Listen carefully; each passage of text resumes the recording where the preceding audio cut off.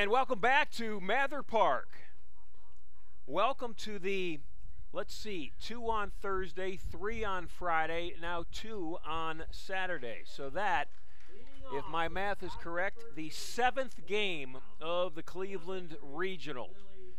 And we are at the final game.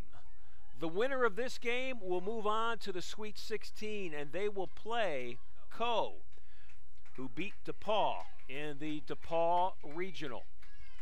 Lexi Miskey is in the circle, and Lexi is in that familiar spot that she has been in Thursday, Friday, and Saturday. This is Lily Gastra at the plate, and here's the first pitch, and it's fouled back for strike one.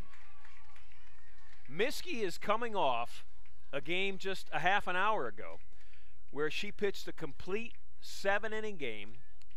She struck out 9, walked 4, hit 2 batters, gave up only 1 hit, and pitched a shutout. Second offering, changeup is low, counts even at 1. Spartans won that game 4-0. And this one's for all the marbles.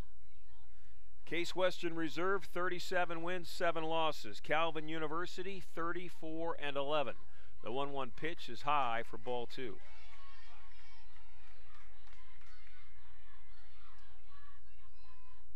Defense is the same, but let's go through it. Stevie Rieger, the senior in center. Kella Jagoda, the senior in, or Stevie Rieger, the senior in left. Kella Jagoda, the senior in center. And Nyla Durham, the first-year player in right field. Here's the 2-1 pitch. And that's in the dirt. It's 3-1.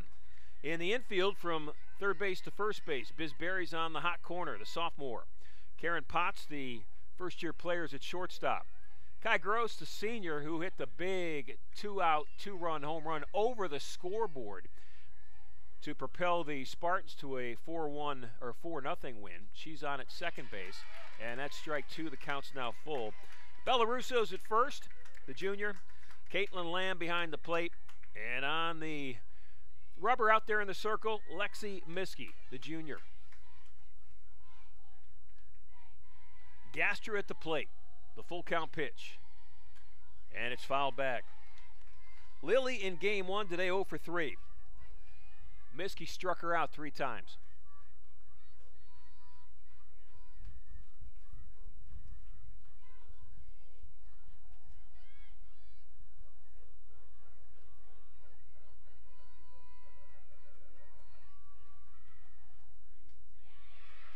And that one's high, and Gastra starts the game with a leadoff walk. That brings Aubrey Herder, the shortstop, to the plate.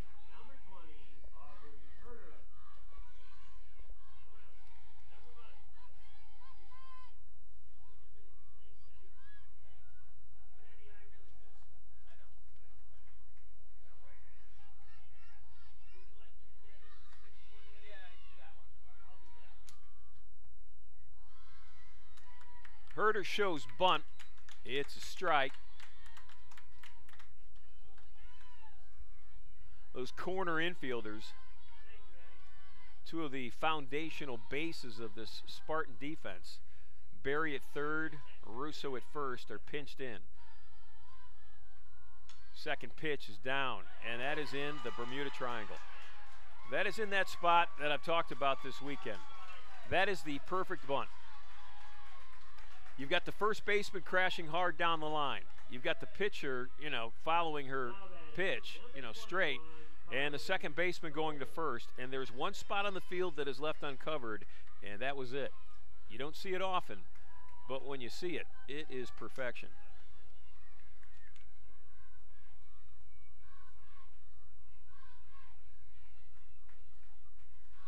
First and second for Calvin. To start the game, nobody out. Miskey and her teammates with a meeting in the circle. And that will bring Carly Dole to the plate. Dole, the sophomore third baseman.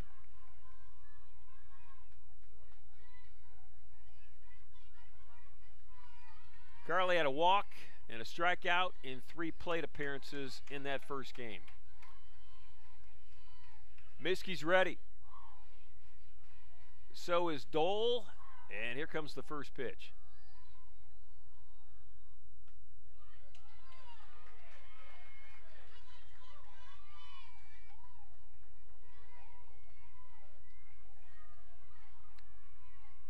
Dave Barry behind the plate today. Jason Booth at first base, and Dennis Duza is the third base umpire. The 1-0 pitch.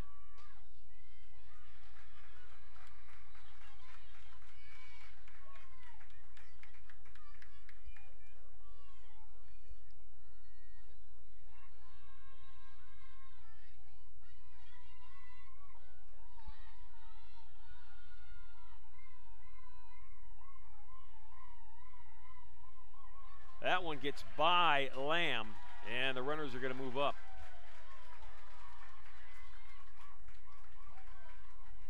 The first inning has not started well.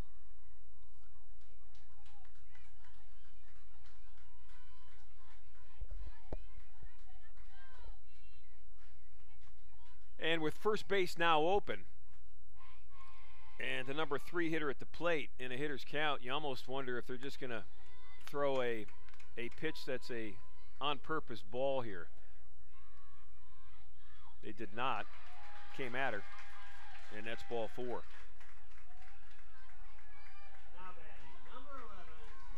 So 2 walks and an infield bunt single have loaded the bases for Taylor Sanborn.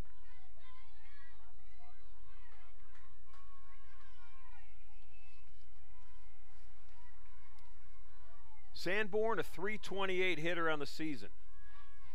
Third highest hitter on the team.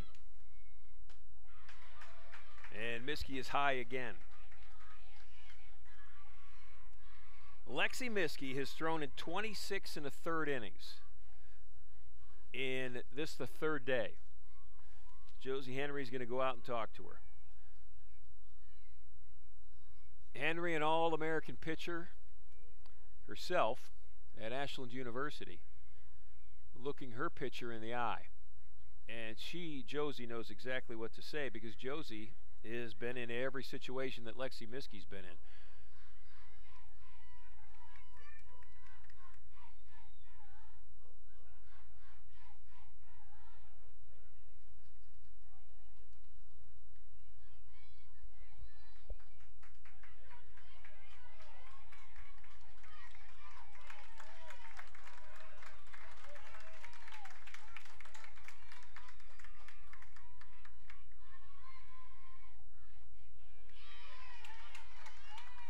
And that's a called strike.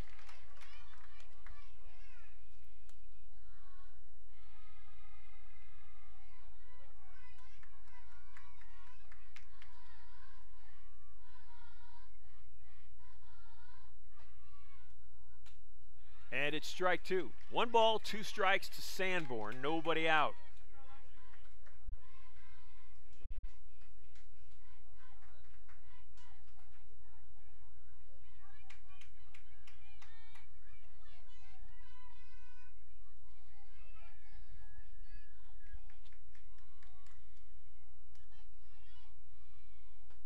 The 1-2 pitch is looked at, and it's strike 3. Miskey fooled Sanborn on the 1-2 pitch, and that's the first out of the inning.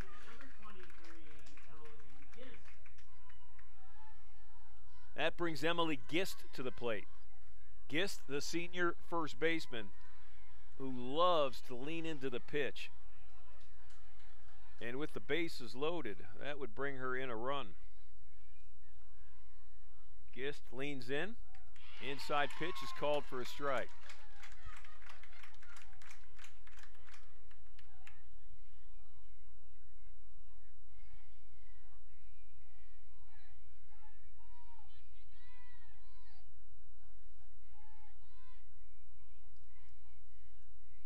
Miskey, foul ball. Counts 0-2 on Gist.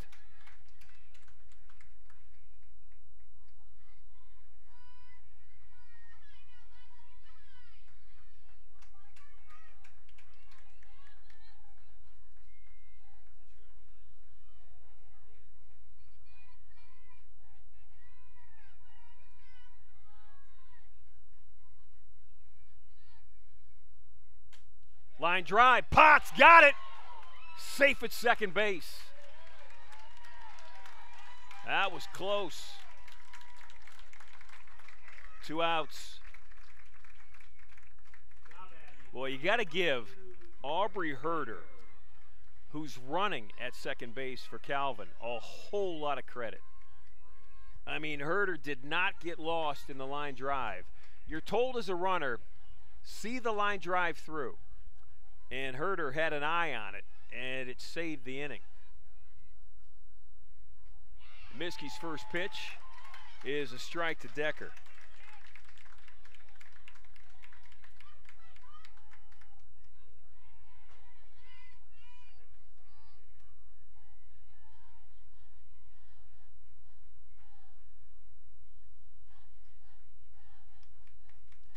Lamb, talk about saving something.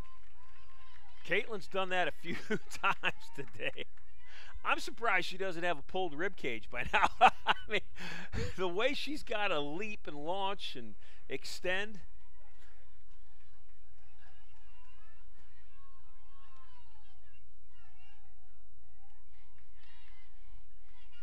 One ball, one strike. Inside for strike two.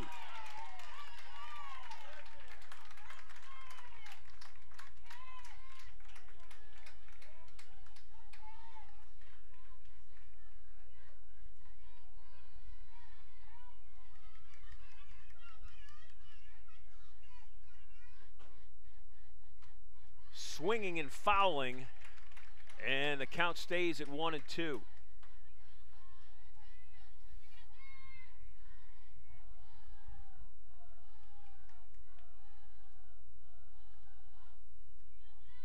Miskie adjusting that little warmer on her right elbow. She's ready to go.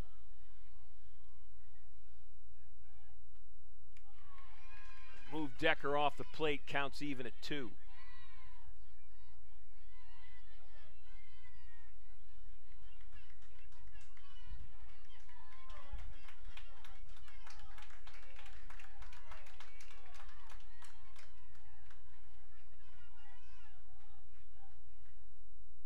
Strike 3!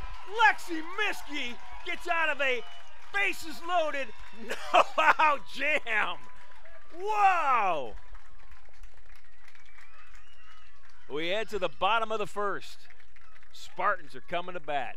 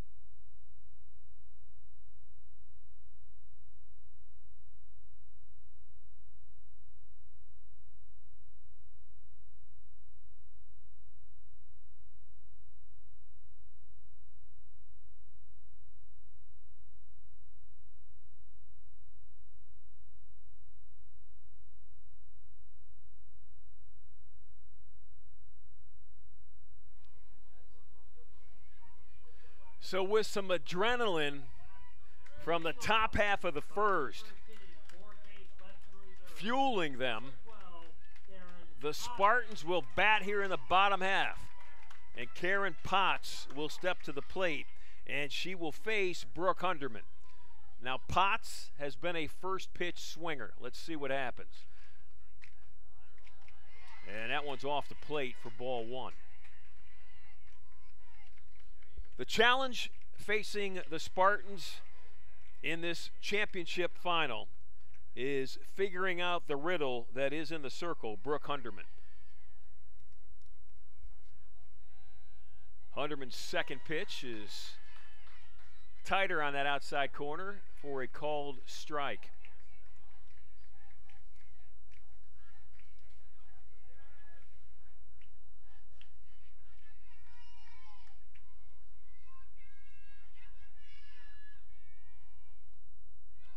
Pitch is in the dirt. Hunderman has been, and I said it before in the first game today, she has owned Case Western Reserve this weekend, with the exception of one player, Kai Gross, who hit a 2-run homer over the scoreboard. Other than that, she has been really hard to hit. Counts even at 2. In yesterday's game, which was a 7-1 win, score misleading. Hunderman pitched all 7 innings, struck out 4, walked only 1, gave up just 5 hits. Most of those hits came in the last 2 innings. She was in control the entire day. Here's the 2-2 pitch. And Potts lays off it. High fastball. Counts even, or counts full now. 3 balls, 2 strikes.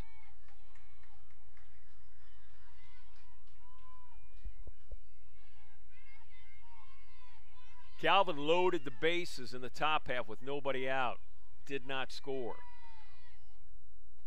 Inside pitch to Potts is off the plate, and it's ball 4. So Karen is on. She led off the first game today with a base hit. Got thrown out by Sanborn trying to steal. Let's see what happens in this situation. Stevie Rieger, the senior, follows the first-year player in the batting order, and here comes the pitch from Hunderman.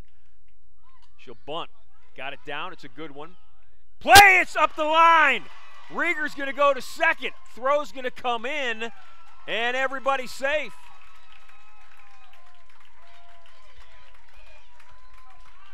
So that's an error on the third baseman, and that puts Spartans on second and third.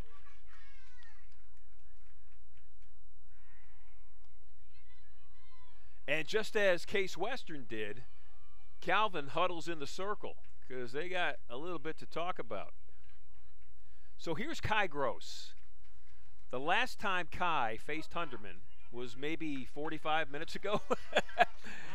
And she hit it over the scoreboard in right field.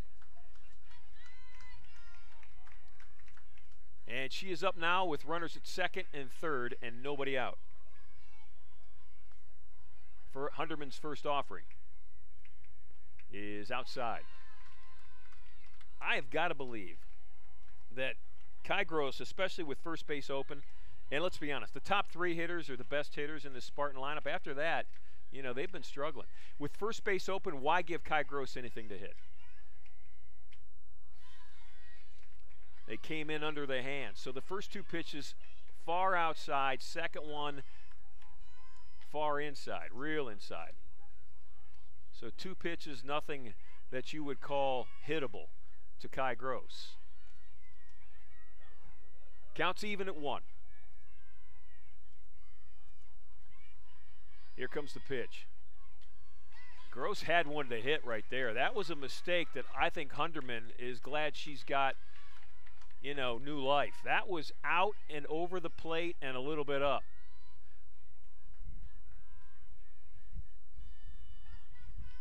Hunderman's up in the count on the red hot senior Kai Gross.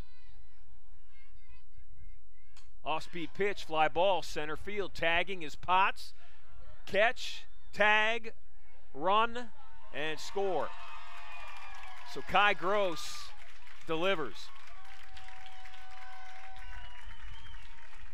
Potts tags and scores. Rieger did the same from second to third. Gross gets credited with a sac fly and a run batted in. And that brings Bella Russo to the plate.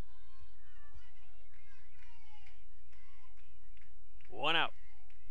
Russo, little drag bunt. Good one. Play at the plate. Rieger safe.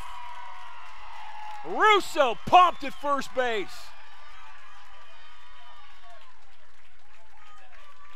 That is a beautiful hit by Bella Russo. She was dragging as she just pushed it towards the mound. She was so far out in front of that even if there wasn't a runner at third and Hunderman fields it cleanly and throws to first, Russo's going to be safe. That was perfect.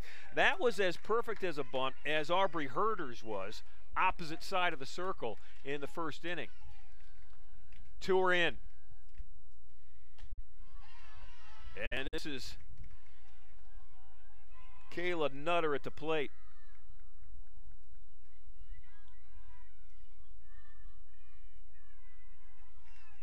Nutter, the DP, the senior, trying to move her senior teammate, or junior teammate, Russo, from first to second. 2 balls, no strikes. You don't want to put Nutter in a hitter's count. Kayla can make you pay if you make a mistake. And she was on that one. She was on that pitch.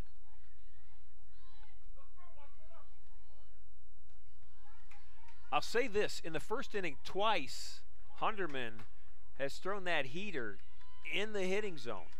Once to Kai Gross and that one to Nutter. And that's something that she did not do yesterday. That pitch is outside, called strike 2. 2 balls, 2 strikes on the outside corner. At least early on, Hunderman has relied more on velocity than she has movement and changing the balance of the hitter. There's an off-speed pitch, little break to it. Nutter stays alive. Kayla had a real good at-bat in game 1. Nutter in game 1 officially was 0 for 1.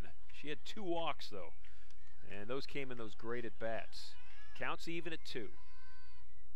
And that's on the far outside corner. Count is now full. High intensity in the stands, on the field, in the dugouts.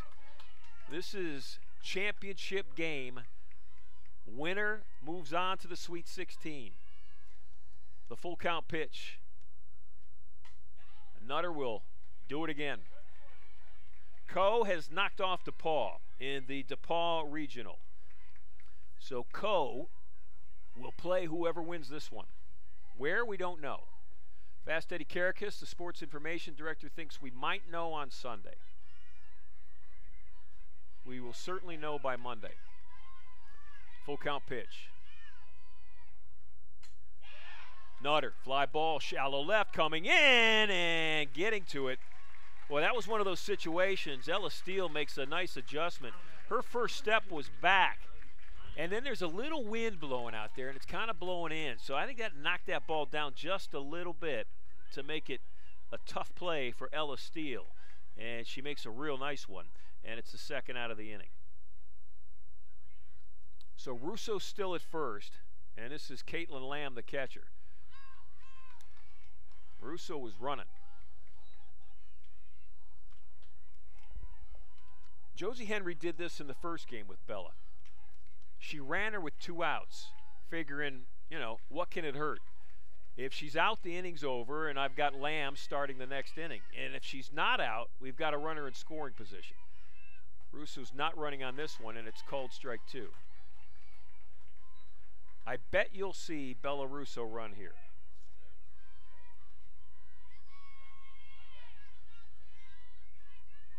Hunderman in control in this at-bat against Lamb, up 0-2. Russo's not running, and that's a foul ball down the right field line. Lamb staying alive.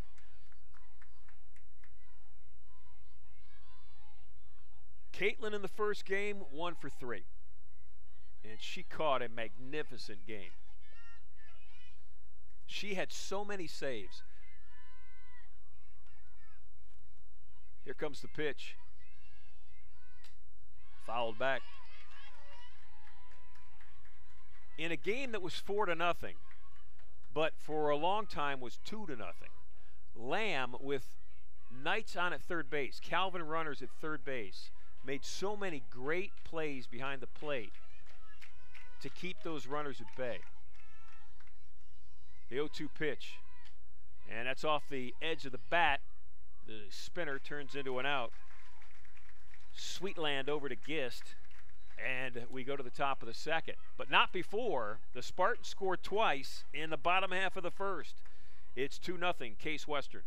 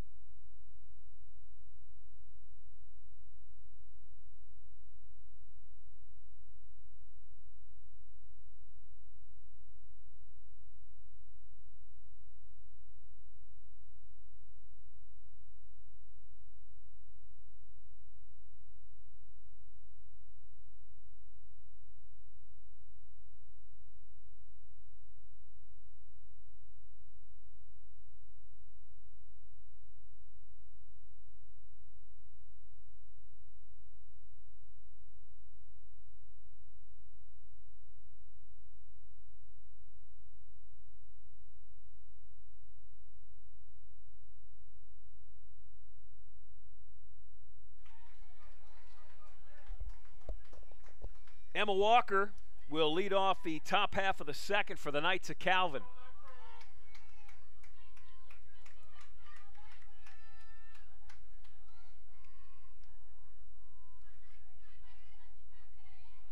Walker in game one, 0 for 2. She had a walk and a strikeout. First pitch from Miskey is in the heart of the plate for strike one.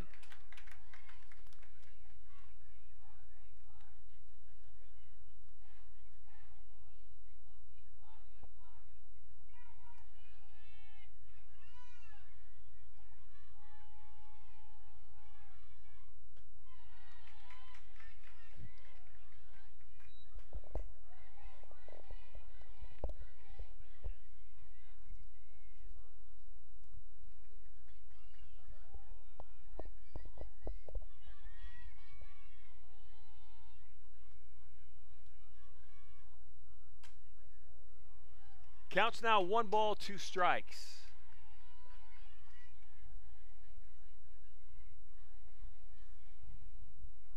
Thursday was a real nice day weather-wise. Today may be even better.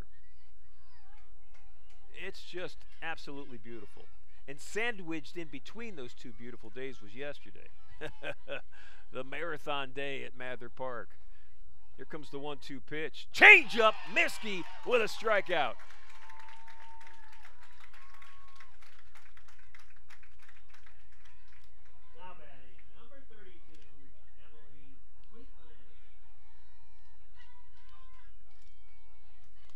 That brings to the plate the freshman second baseman, Emily Sweetland.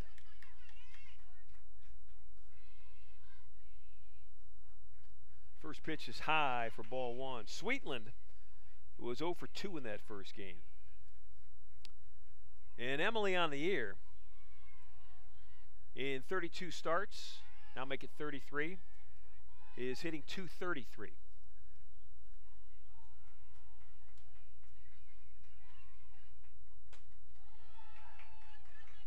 2 balls, no strikes to Sweetland.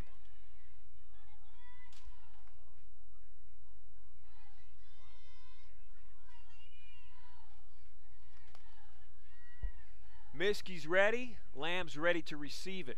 Here comes the pitch. Changeup, and it's high, ball 3. So Lexi will start that work back. She'll start that ladder back, 1 pitch at a time.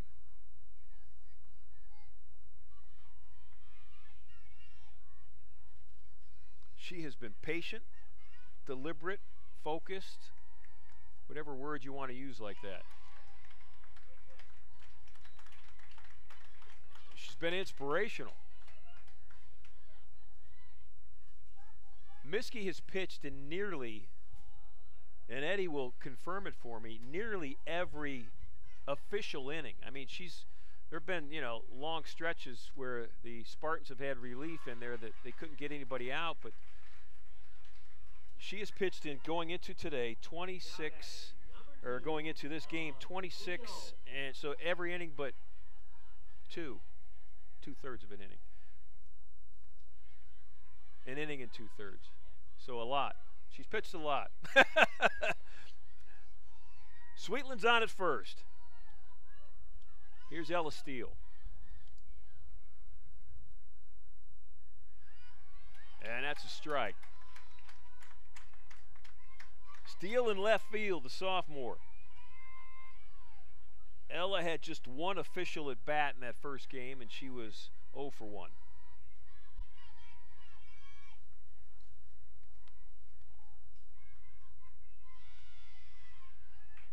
High and outside for ball 1.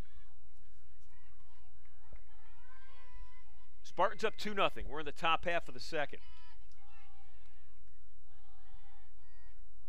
1 out. Runner on. Counts even at 1.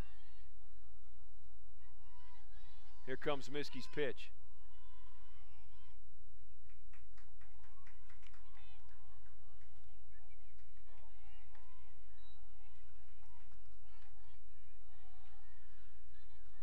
Steele in limited action really this year for Calvin. She has played in only, this is her, well, started in only, this is her 7th game. Just 21 at bats. And takes a strike. Counts even at 2. Matching her jersey number.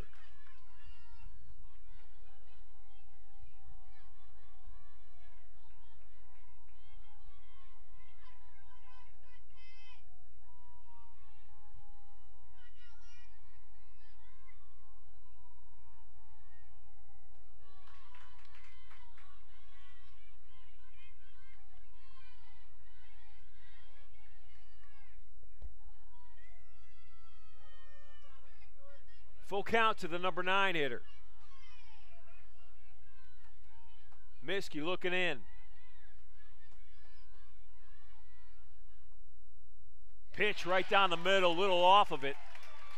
That was a off-speed pitch that Steele was out in front of, and that's the 2nd out of the inning. Top of the order, Lily Gaster at the plate. That is the 4th strikeout of the game for Miskey.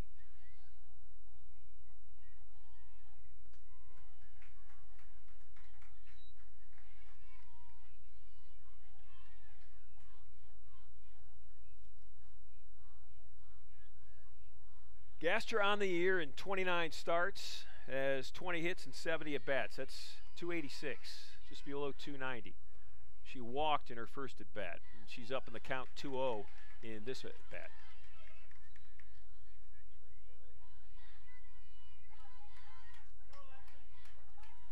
Miskey with 2 outs. Spartan defense behind her. A pitch, and it hit Lily Gastra. So Gastra is on for the 2nd time. Sweetland's now in scoring position for Aubrey Herder, the shortstop. Herder put one in the Bermuda Triangle her first time up. She dropped the most perfect bunt that you can absolutely have.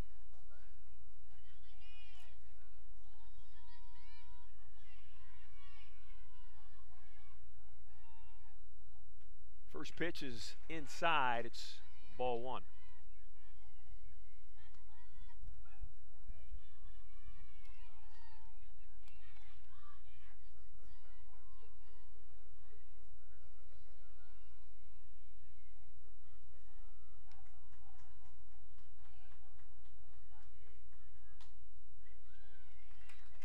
Herder got an inside pitch that she liked. It's foul, counts now even.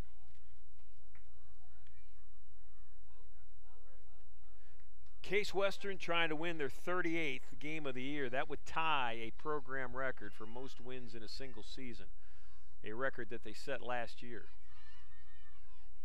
The 1-1 pitch, and that's high and outside. When Lexi misses outside, I mean, she really misses. There's no temptation in a batter's eye on those pitches. Miskey hopping, stretching, making adjustments. She's ready to go. Here comes the pitch. And that's a ground ball. Biz Berry with a fine play. Backhand throw. Russo with a scoop. You got to be kidding me. What an out to end the inning. Berry to Russo. Backhand and a scoop on a short hop like it was textbook. We head to the bottom of the 2nd.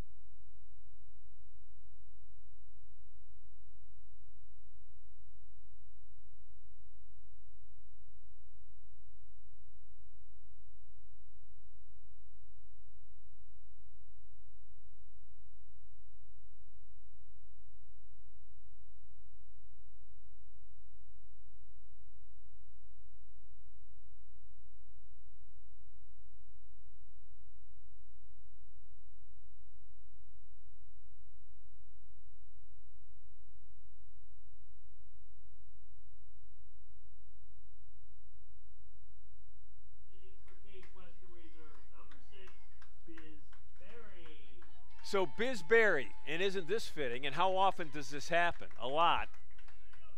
Who made the great play, her and Bella Russo, the combination to end the inning, leads off the inning.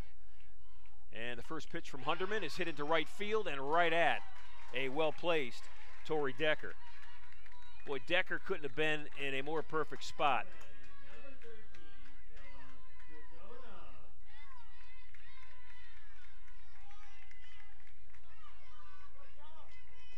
Lexi Miskey's getting some stretching from the Case Western Reserve trainer in between innings here. Jagoda at the plate. First pitch is a strike. Kella, the senior center fielder. First at bat in this game.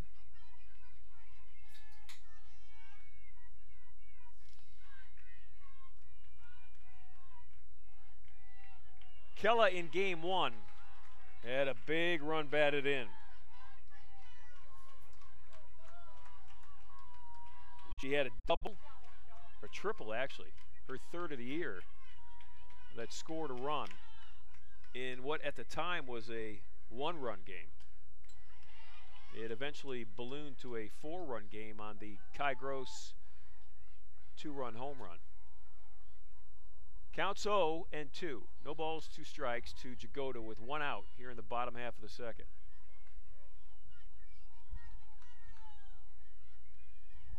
Hunderman's ready. Here comes the pitch.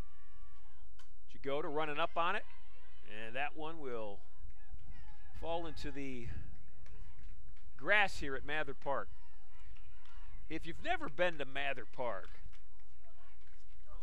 you should try to come to Mather Park. It's a beautiful place.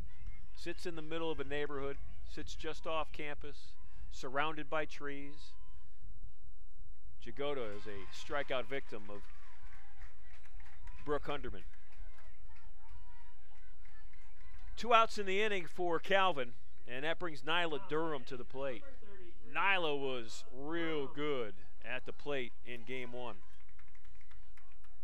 She was 2 for 3. She scored a run. And absolutely fantastic for Coach Henry in the bottom part of the order.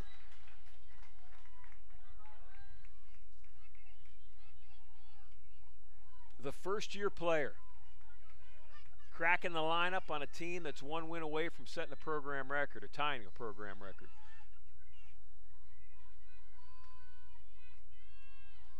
The 0-1 pitch is low. It's ball 1.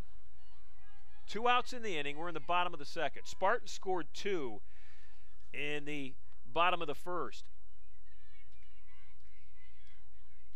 This is it. This is the game. Winner is in the Sweet 16. High pitch to Durham. Nyla lays off it. It's 2-1. Spartans lost to Calvin yesterday. Beat Calvin in the first game today. So this is the rubber match.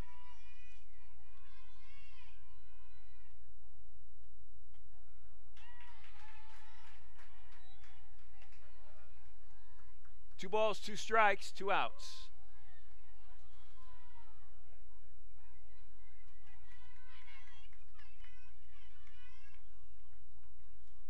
Nyla Durham looking at Hunderman. Here comes Brooks' pitch. Nyla wanted it. That's like me when like a chocolate chip cookie comes out of the oven and I just want it and I know I shouldn't have it. That high pitch is so hard to resist. Here we go, full count. Inside, and it's strike 3. Nyla knew it. We'll head to the top of the third. 2-0, Case Western.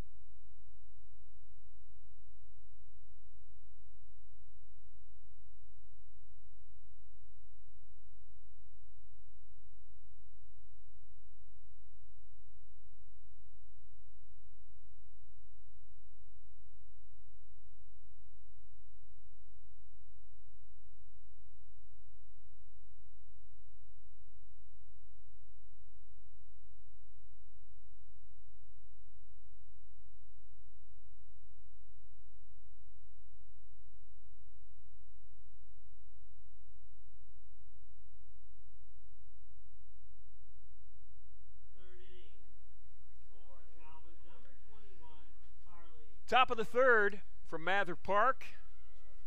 Spartans up 2-0 over the Knights of Calvin.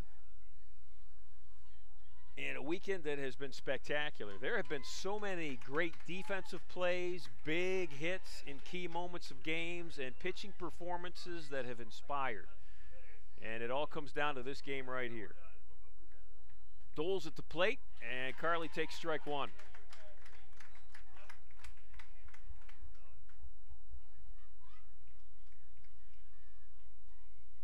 Miskey in between innings with the trainer.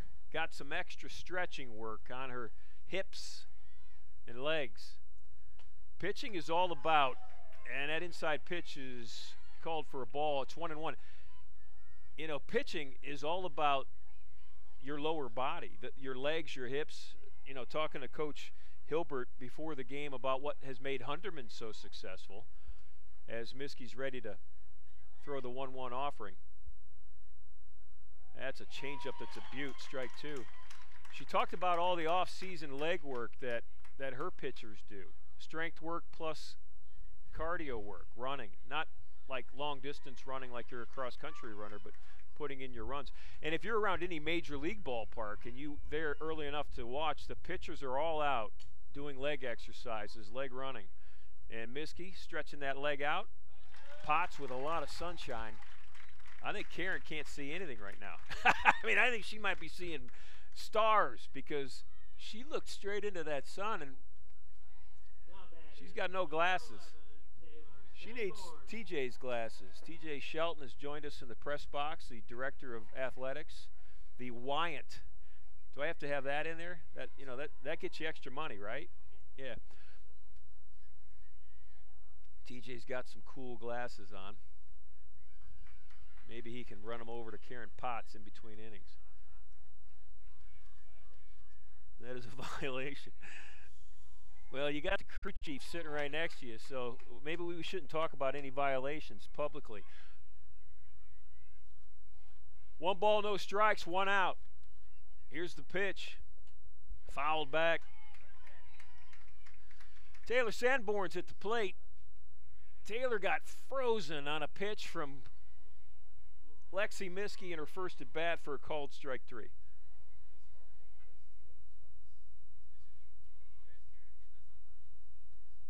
TJ. Yeah. Karen Potts has now gotten the sunglasses.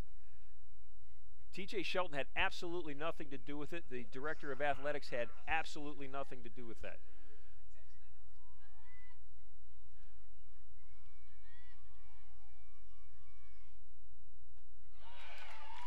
That was a good swing. Sanborn put a good swing on that. Counts 1 and 2. Rieger's kind of shallow, frankly, in left field. Now, maybe the book on Sanborn is she's a pull hitter.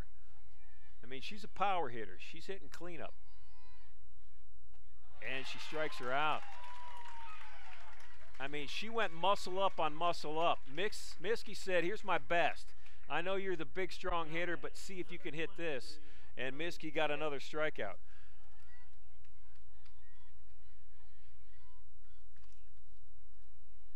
That brings Emily Gist to the plate. Trying to remember who it was, and TJ, maybe you'll know. You know, Gist is all armored up over here. She leans into every pitch. She leads the team. She's got 19 times this year she's been hit by a pitch. There was somebody in the big leagues. It was Don Baylor, I think. It was Don Baylor, right? Right, Otto? Yeah, that's who it was. Baylor every year would lead the big leagues in getting hit by a pitch because he would just lean into everything. Now, that's going back a few years. Eddie definitely does not know who Don Baylor is. Do you know? Oh, okay, he doesn't. All right, and Carson, to my left, who just graduated from Ohio University and is on his second day on the job here at Case Western, does not know who Don Baylor is. Look him up, guys. There's this thing called YouTube. You can look up video of Don Baylor. I bet if you punch in, and that's fouled back, count stays at 0-2 on Gist. I bet if you punch in YouTube Don Baylor hit by pitch, there's probably a collection of them. Am I right, Otto? It was Baylor, right? Yeah. Yep. Eddie just did it. Don Baylor, all-time hit by pitch record. And Gist, and that is a foul ball. That would have been a tough out.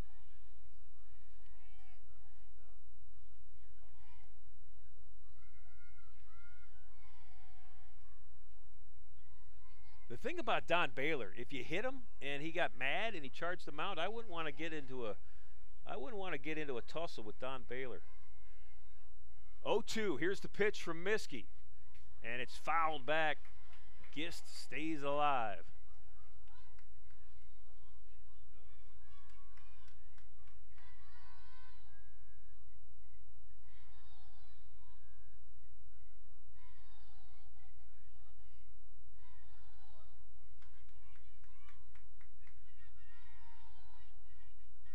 Two outs, two strikes. Gist took a good look at it. That was in the left-handed batter's box on purpose on 0-2. Gist is almost on top of the plate when she, I said it in game one, she falls into the left-handed batter's box almost on every pitch.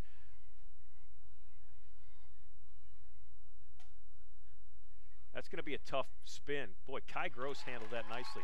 That spin off the edge of the bat as an infielder, that's a tough out. Spartans make it. We head to the bottom of the third.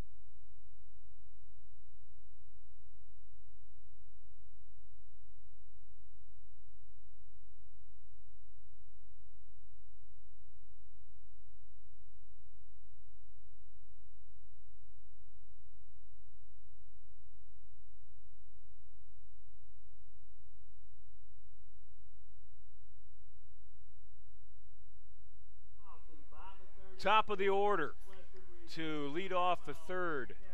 Eddie, yesterday I asked you when the national list comes out for Freshman Player of the Year. I think you said it was like May 21st or 3rd or something like that, and then a week later they named the top 10, and then a week later they name it. I got to believe that Potts is going to be in the 10 finalists. I mean, I'd like to see, you know, the 10 players that are better as a freshman than the young woman at the plate right now.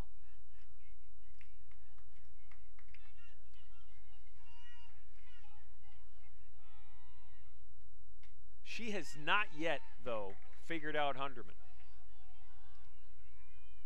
Hunderman has got Karen Potts' number. If you throw Karen a fastball, she's going to make you pay. But as a first-year player, she's still figuring out that off-speed stuff. No balls, two strikes. Here it comes.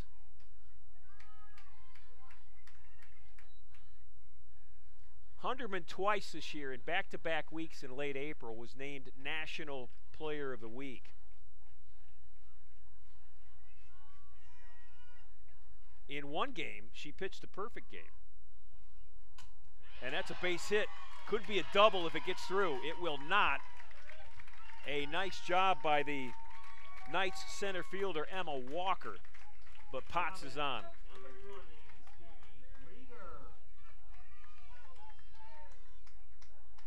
Karen was on in the first. She got on a walk, eventually scored on what at the time and continues to remain a key error in the inning from the Calvin third baseman, throwing error.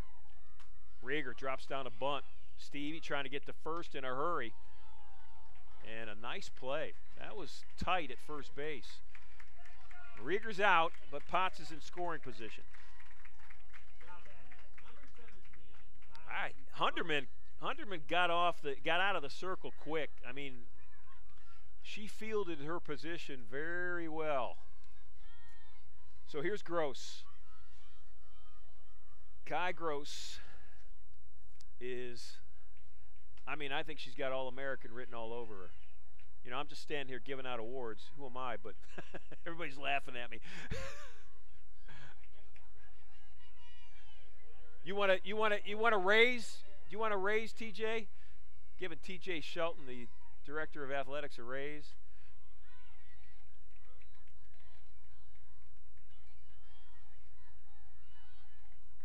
Otto Pennica, you're the Hall of Famer. I can't give you anything you don't already have.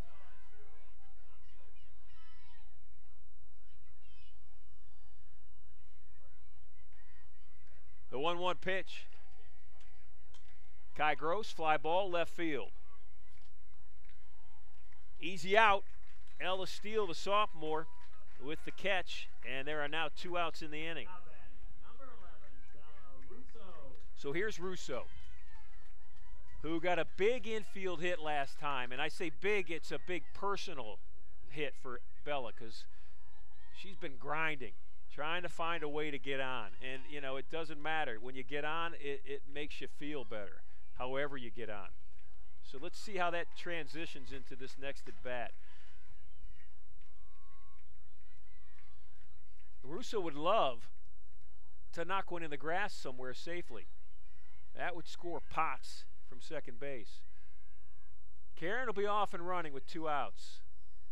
Pitch is high, 1 ball, 1 strike.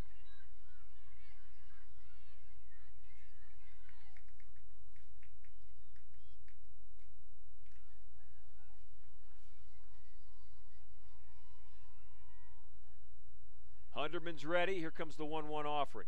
That's a beautiful changeup. That was magnificent. I mean, Bella Russo just looked at that and said, I want to take a picture of that. That's so beautiful. 1 ball, 2 strikes.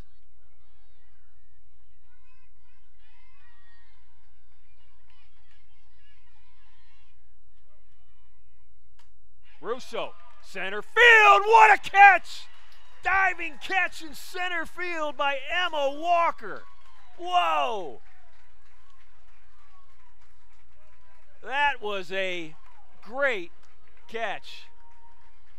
Need to send that one to ESPN. We'll be back with the top of the 4th.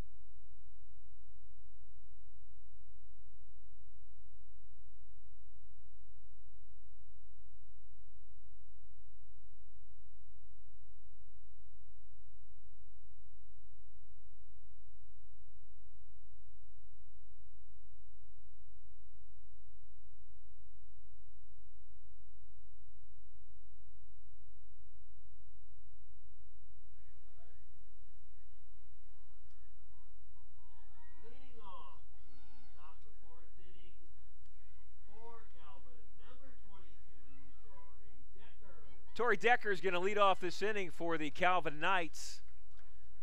Decker, the right fielder, and Coach Hilgert's lineup. We're on the top of the 4th and a 2-0 Spartan lead. And that first pitch is high and outside.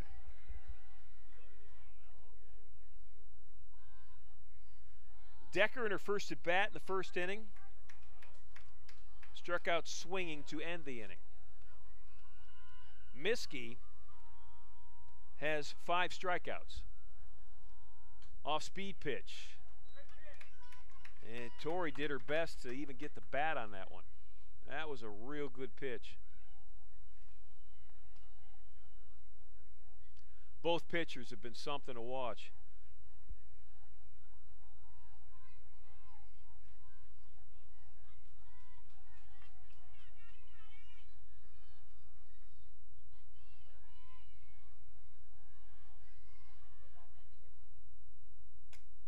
Fly ball, that's trouble. Potts going back, and Stevie Rieger's there. You know what? Rieger is so quick off a batted ball. She always seems to make the right first step. And if you're an outfielder, that's crucial. Because if you make the wrong first step, it's a base hit, and maybe worse. That little flare is caught.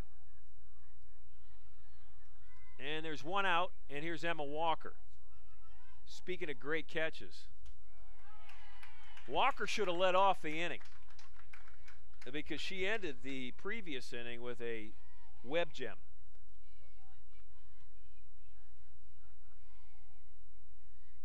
Miskey with a strike on the first pitch. Here comes the second.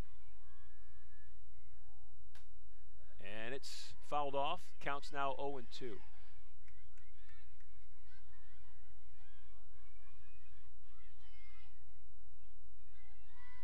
Emma Walker, a junior. You look at that Knights starting 9.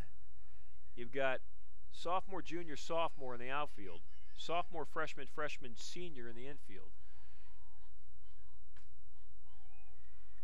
And then on the mound, or in the rubber, or in the circle today. Too many years in baseball. Keep wanting to say on the mound. There's not a mound out there, TJ, right? There's no dirt that rises up. In the circle for Calvin is a sophomore and a junior behind the plate. So they're a fairly young team. This is a junior in the circle for Case Western. And there's a freshman going to catch that ball at shortstop. Second out of the inning.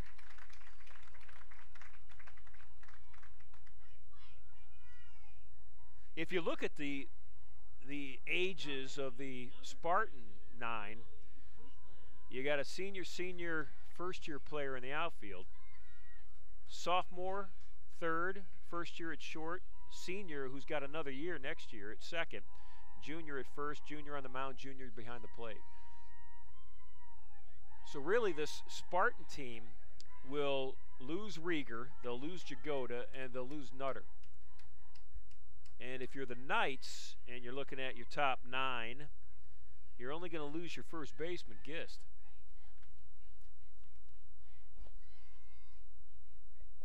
One ball, no strikes, 2 outs. This is Emily Sweetland. Emily, one of the freshmen that play the middle infield for head coach Becky Hilgert. Emily at second and Aubrey Herder at shortstop.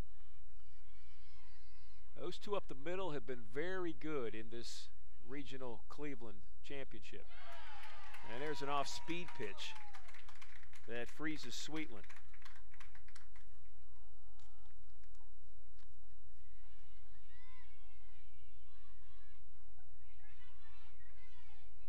Miskey up in the count. 1 ball, 2 strikes.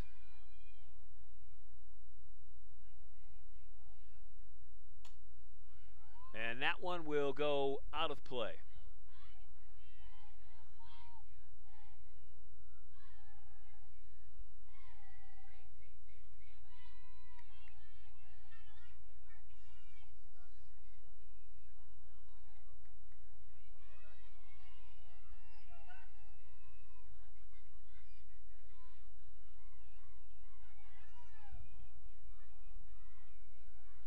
The 1-2 offering from Miskey.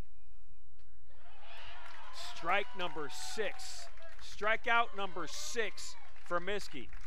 We head to the bottom of the 4th in a 2-0 Spartan lead.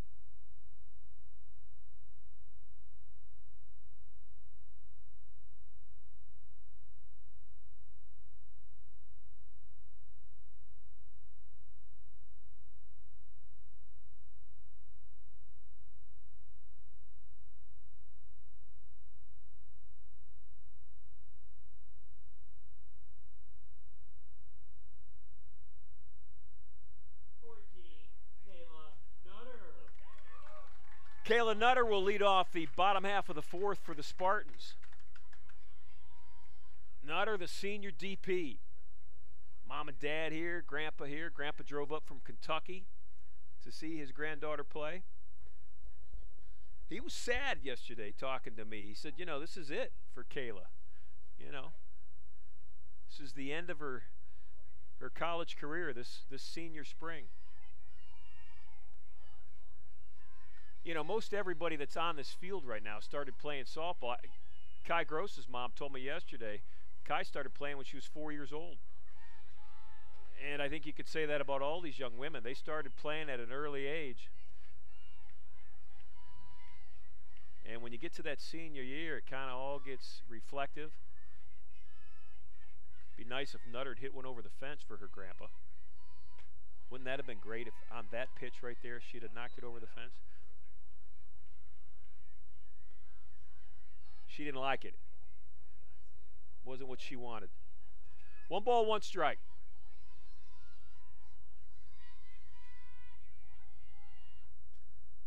And that's outside for ball 2.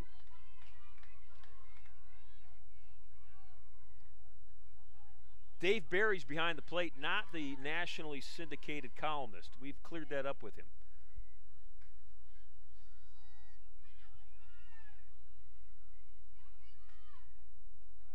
Although I think he'd like the money. Counts even at 2. Oh, if you're a syndicated columnist, yeah. Fast Eddie, they probably make more money than you get paid here at Case Western. And I know you're up there in the, you know, the top level. Is TJ your boss? Technically, or you work for Eddie?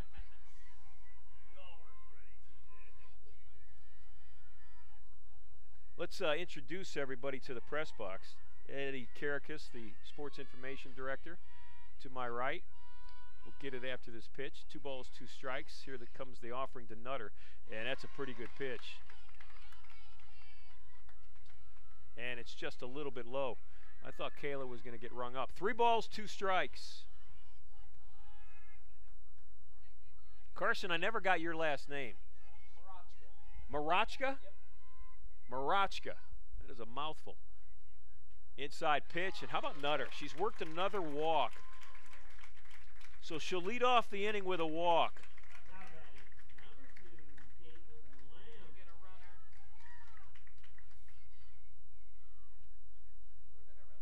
Josie Henry, in her 14th year, is going to bring in a pinch runner for Nutter at first base.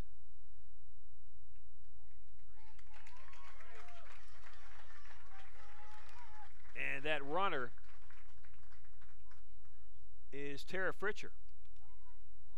Ladies and gentlemen, your attention please. Now running at first base for Case Western Reserve, number 3, Tara Fritcher. Fritcher in a familiar spot as a pinch runner. Once again now batting for Case Western Reserve, number 2, Caitlin Lamb. The voice that you hear is the Hall of Fame voice of Otto Pennica. He is our public address announcer. Carson Marachka is running the scoreboard. The pitch, showing bunt, and pulling back.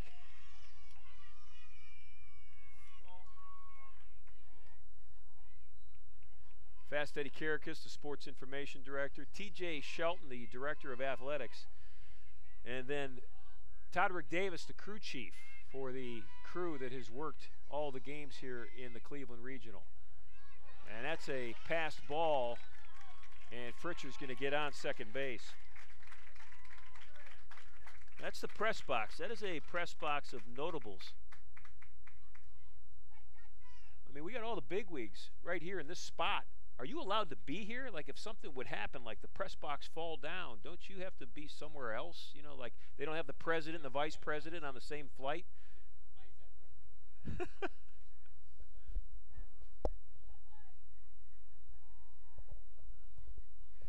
TJ Shelton came to Case Western Reserve from Ohio State. And before that, Washington University, right? TJ's been around great athletics his whole career. And the 2-0 pitch is high and outside. And he is in charge of some really great athletic programs here at Case Western. You've got the softball program, you've got the baseball program that's in the NCAA, you've got the men's basketball program that's been to 2 Sweet 16s in the last 3 years, the tennis, the men's tennis that won a national championship, women's soccer, national runner-ups 2 years ago, and then the continued success of the football program with Coach Debelak. So back-to-back walks, and it's a very odd situation, I think, for Brooke Hunderman.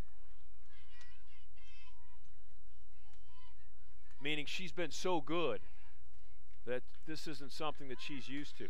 And that's a pop-up. That's an unfortunate bunt attempt by Biz Berry. Got to get that down. You know, if you're a pitcher who's savvy, and Hunderman certainly is, and you know that that's a bunt situation, you are throwing a high pitch to the batter because that batter's got to get on top of that pitch to bunt it. And if it's high, it's hard. That is a great play by the shortstop. Jagoda smoked one to short to Herder. Aubrey made an unbelievable play. She got the force out at third. I mean, there was zero reaction time. That is a big play in this game because, you know, maybe that doesn't score a run. Maybe it does, but it would. But anyways, there's either a run in or bases loaded if Herder doesn't make that play. Durham, pop up, and it will fall foul.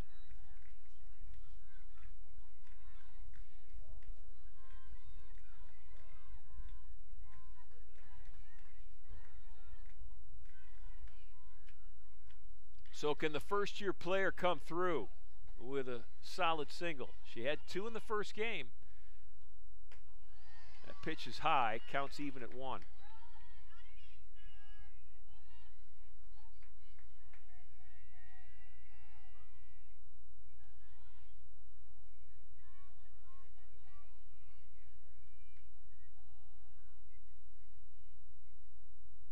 That's a great changeup. Must have been low. 2 balls, 1 strike.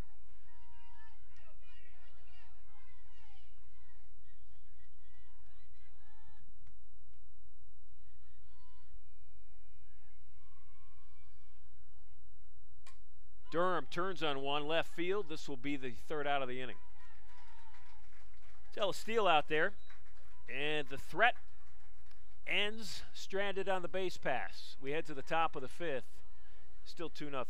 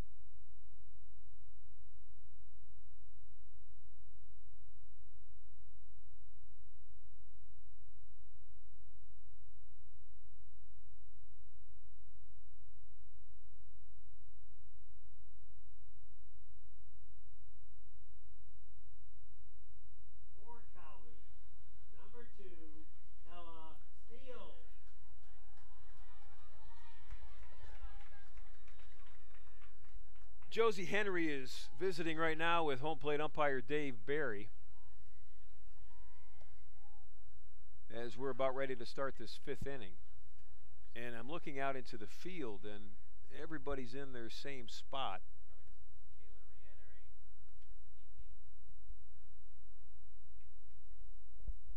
could be Nutter re-entering, who led off the inning with a walk, and then Tara Fritcher. That's what's exactly happening. So Nutter's back in as DP. Fritcher pinch ran for her. Fritcher was forced out at third in that sensational play by the shortstop, Aubrey Herder.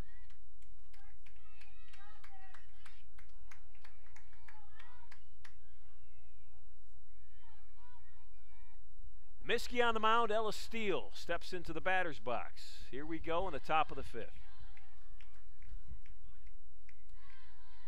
Steele shows bunt, and it's foul.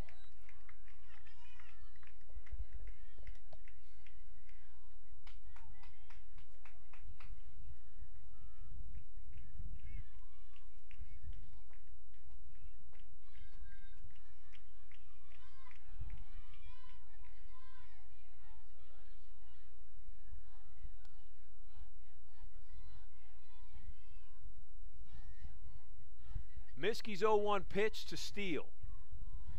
Bunt again, popped up, and that's an out for Caitlin Lamb. Miskey smiling and pointing at her catcher.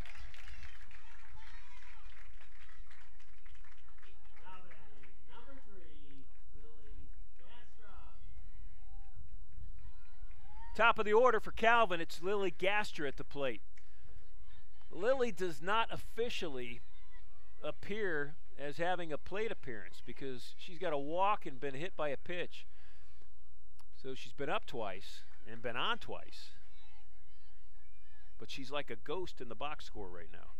She is in the ether.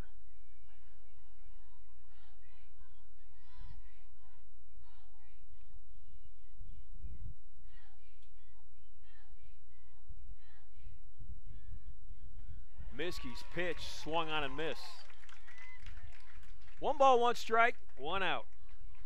The number 1 hitter at the plate.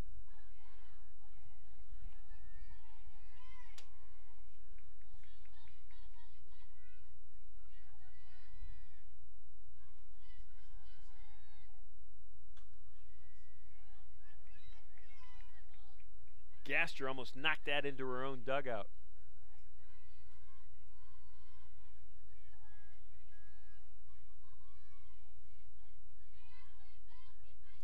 Miskey up in the count, 1 ball, 2 strikes.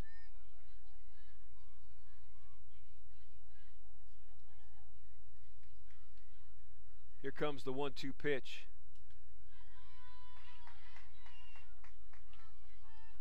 I'm telling you, Caitlin Lamb, the rib cage, the muscles around that rib cage have got to be stretched so far. She's been like Stretch Armstrong back there. You don't know who that is, do you, Eddie? Strike 3. I get side-eye from Eddie Karkas. Look him up, Eddie. I think his color was green. Number 20, Aubrey Herder. Yeah, not green, but, you know. Dude's flexible.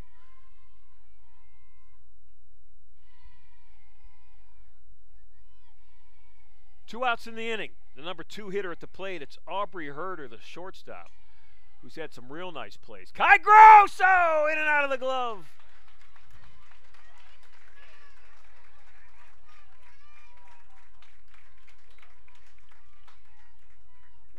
Kai with almost, Kai's mad at herself. You can tell by the look on her face. That was a great effort. That is the 2nd infield hit that Herder has had. And that brings to plate Carly Dole, dangerous hitter. Miskey looks in, she's ready to go. Here comes the pitch.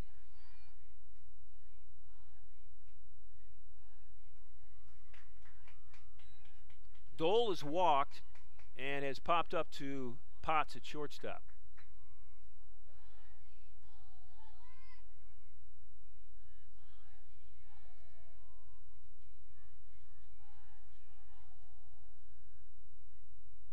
Miskey inside, and it's ball 2.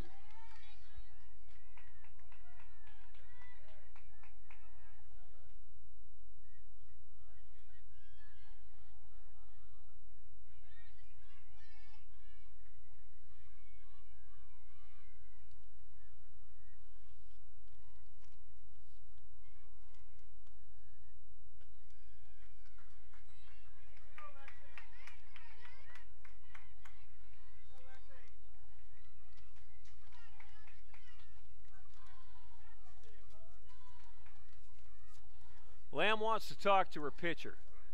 And why not bring in the entire infield?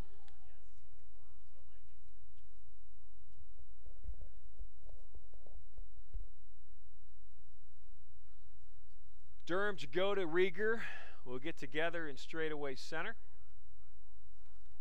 The situation is this. Number 3 hitter at the plate. 3 balls, no strikes. 2 outs, runner at first. Spartans up 2-0. We're in the top of the 5th. Miskey has been here before.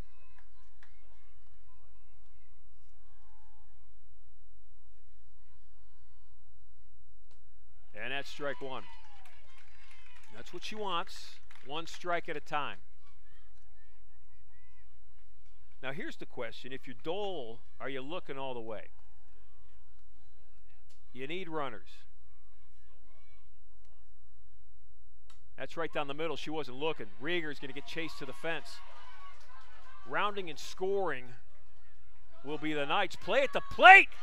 Oh, bang, bang. Wow, that was a lot closer than I thought it was going to be. Rieger's throw to Potts was on the target. And the play at the plate, Herder slides in with that left hand and just gets it inside the tag of Lamb.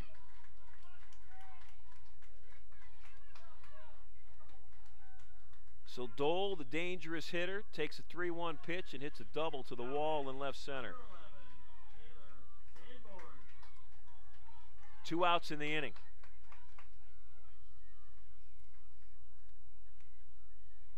Josie Henry's going to come out and talk about it. Now you'll remember, Kai Gross almost ended this inning when Herder hit that little spinner of a fly ball pop-up. Not a fly ball. It was barely 12 feet in the air and couldn't quite get to it.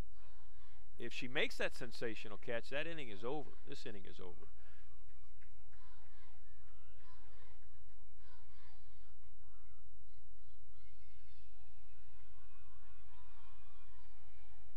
Well, this is what a championship game should be, right? Tight, memorable moments, big plays, anxiety, adrenaline, gut check. Miskey's ready. At the plate, Taylor Sanborn.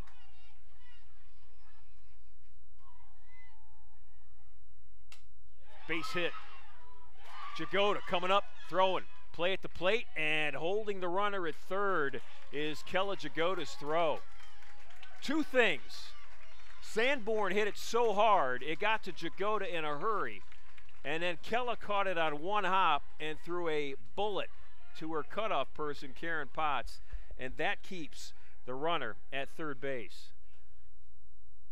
That's a significant moment right there.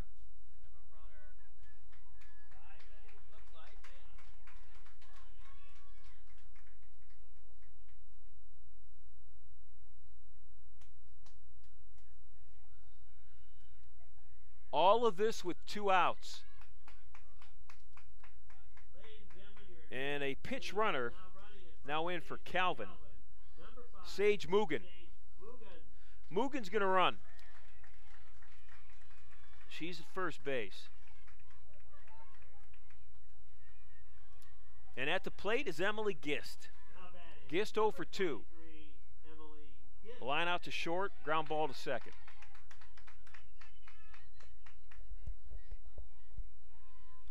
Calvin, 60 feet away from tying this game up at 2. The pitch and swinging out of her shoes was Emily Gist. Gist wanted a 3-run home run.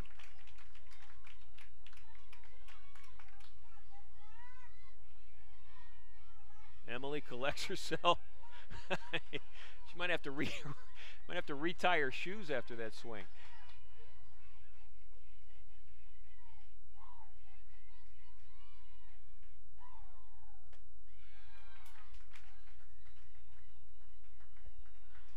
Spartans will let that runner go.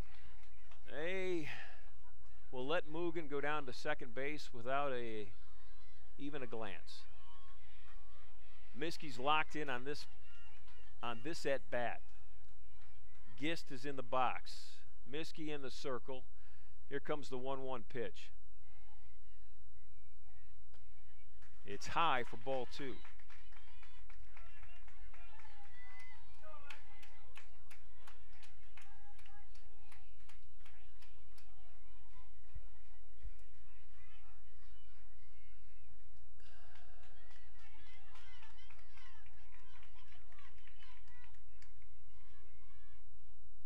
Rocks fires, that's a changeup. That was money.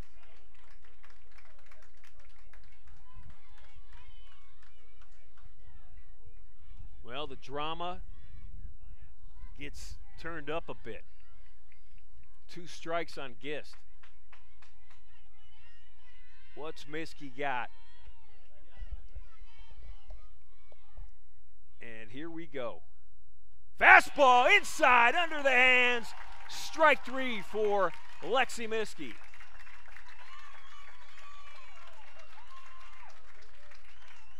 Third out of the inning. But Calvin has cut the lead in half. They score a run on 2 hits, 3 hits. They leave 2 on, and we head to the bottom half of the 5th. The Spartans have the top of their order coming up when we come back.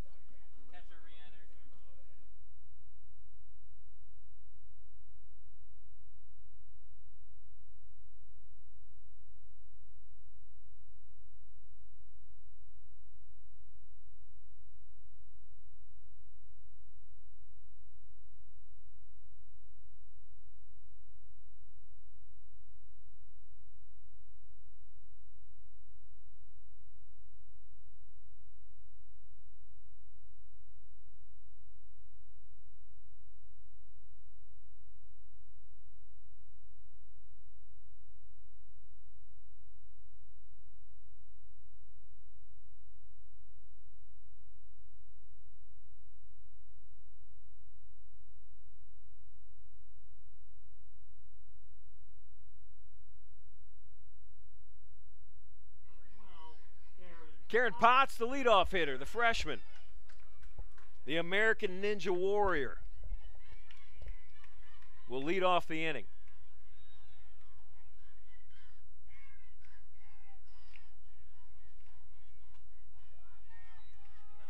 First pitch swinging on an off-speed pitch. I mean, if I'm Hunderman, I throw her an off-speed pitch every first pitch. She will never see a fastball from me if I'm Hunderman.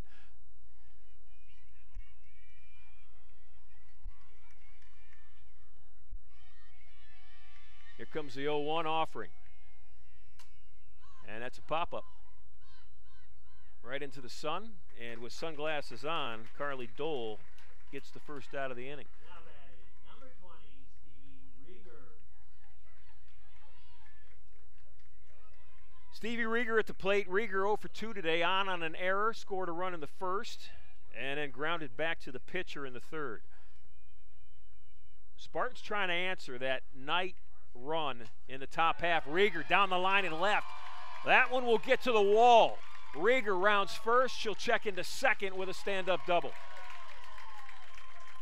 Stevie Rieger sitting on a first pitch, got the one she wanted and smoked it.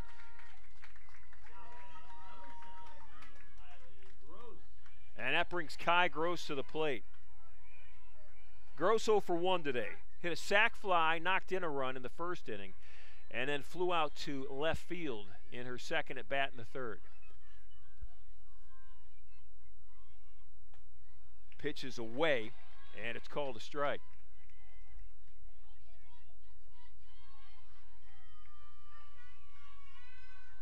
Gross leads the team and runs batted in.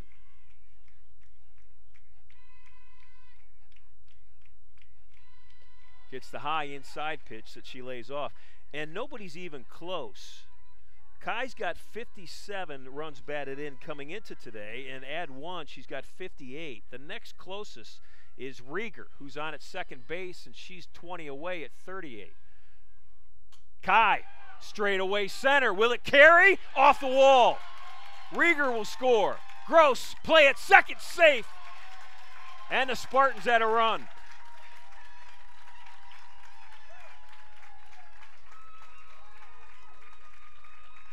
back-to-back doubles for the number 2 and 3 hitters in Josie Henry's lineup. Kai Gross is something else. And how fortunate are we that she's going to play a 5th year here next year. Here's Bella Russo. Russo looks at an off-speed pitch for ball 1. 1 out. Gross standing out at second base. And Bella's had 2 really good at-bats.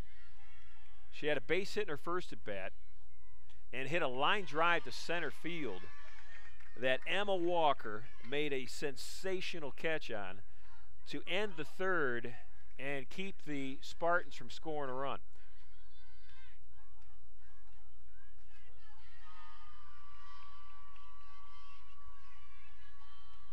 The 2-0 pitch. Russo was on that one.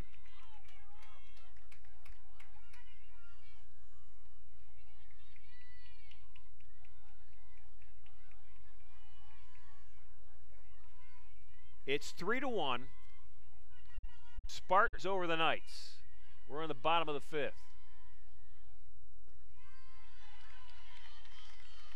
Bella had her eye on that ball. I mean, almost literally as it came by her on the inside part of the plate. 3 balls and a strike.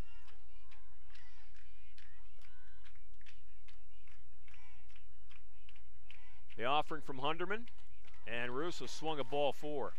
There's that high fastball again, like the chocolate chip cookie reference that I made that I want to adjust. It's a snickerdoodle for me. If I see a snickerdoodle, I want it no matter what. And most baseball or softball players, if they see a high fastball, they want it no matter what. 3-2 pitch. Russo will hit again. Well, let's do the poll. Otto, your favorite cookie? Oreo. Todrick, your favorite cookie? Chocolate chip. TJ, peanut butter. Your favorite cookie? Carson's favorite cookie? Snickerdoodle. And I don't know you, but welcome to the press box. My name's Ron. Your favorite cookie? I think chocolate chip won as Russo walks to first base. In the very unofficial, informal poll in the press box, chocolate chip got the most votes. So TJ, you know what that means. It's got to be a chewy chocolate chip, warm. Next time, that means the AD's got to bring chocolate chips.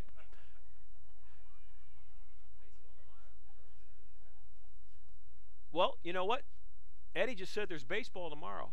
I'll drive out to campus for warm, chewy chocolate chips tomorrow.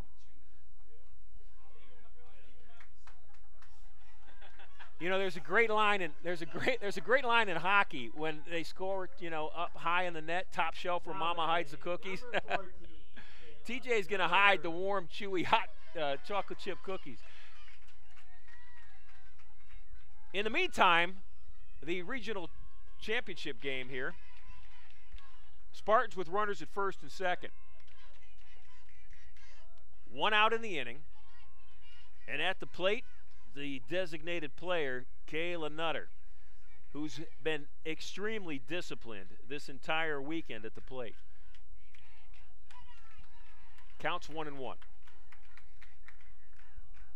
You've got Kai Gross on at second. Bella Russo behind her at first. Nutter looking for something to hit. Off-speed pitch. Kayla, fly ball, left field. Not enough. And that's the second out of the inning. Left field today is where fly balls go to die. I mean, it's just, I don't know what the air is out there, but they just die out there.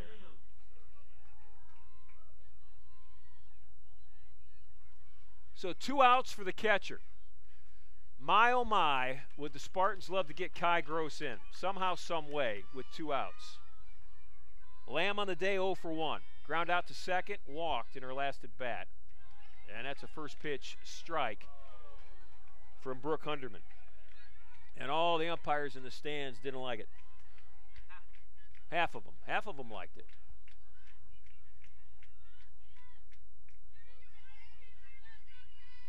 The 0-1 pitch.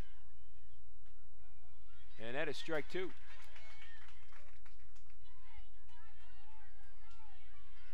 Lamb is a catcher, so she knows the importance of one pitch. She is not fazed by being down 0-2 in the count. All she needs is one. And she almost ripped one down the left field line. That one might get my car. I'm parked in that general vicinity on the street.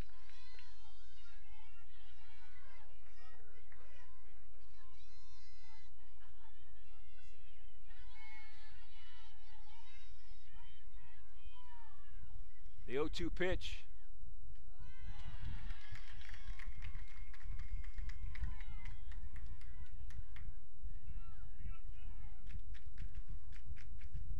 Nice breeze blowing into the press box now. That's coming straight out of left field.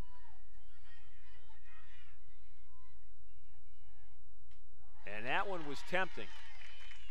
But Lamb, the catcher, knows exactly how Dave Barry's been working this game. He's the plate umpire. If Barry rings her up, she's going to turn to him and say, listen, I want that pitch next inning for my pitcher. 2 balls, 2 strikes. Pitch in the dirt. Actually, was that a full count pitch?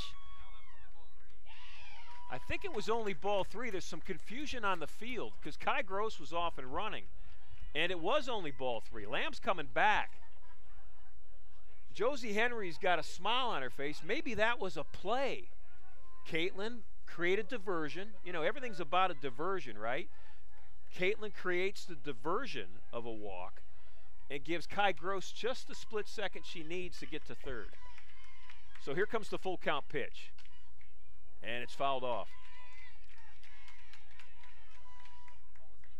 It's the first thing you learn in strategy class in the military, right, Otto?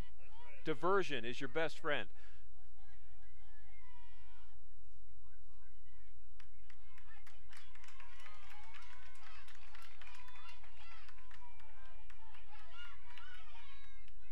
An important pitch, here it comes. Lamb will live to swing again.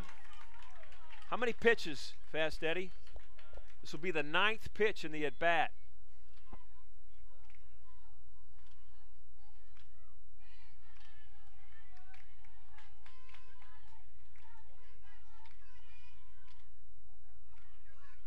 And here it comes. And she jammed her. Great pitch. Will it stay in play? It will not. And there will be no contract awarded to that fan. That's an error. 10th pitch awaits of the Caitlin Lamb at bat. Boy, that was a great pitch by Hunderman. I mean, Brooks got to be thinking to herself, I can't believe Caitlin Lamb got a piece of that thing.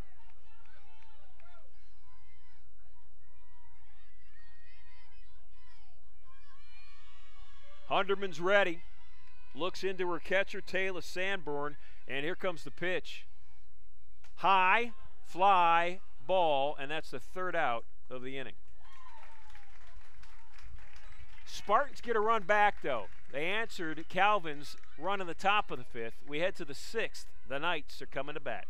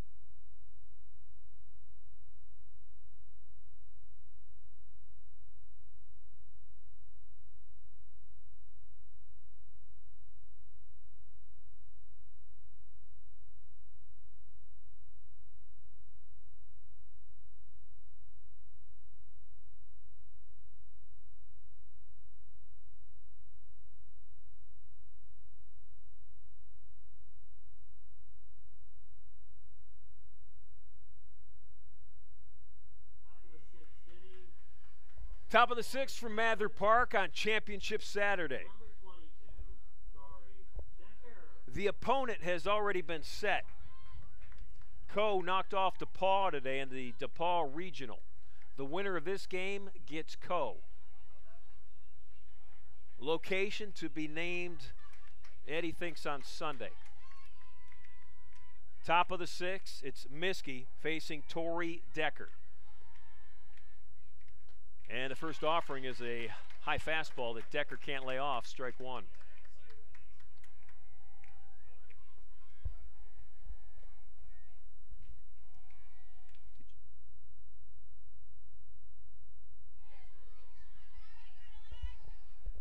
Miskey's 0-1 offering.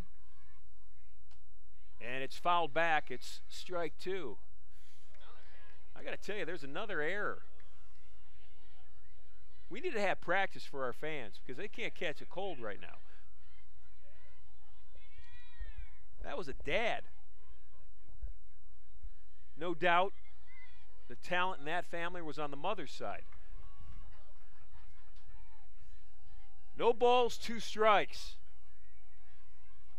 This is Tori Decker at the plate. Miskey with a tantalizing off-speed pitch. Decker 0 for 2 today. Had a strikeout, ended the first inning and flew out in the fourth to Stevie Rieger in left field.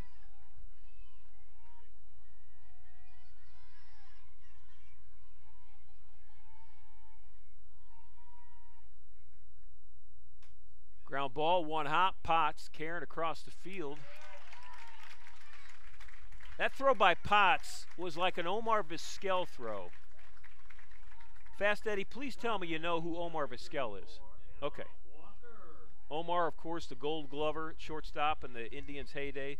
Omar knew exactly how fast every opposing batter was. And he would expend only, this is a true story, only the amount of energy on his throws that he knew he needed to throw. He got everybody out at first base by just a little bit. Whether he had to throw it hard or soft, he knew if you were slow or fast, and he wouldn't waste any energy.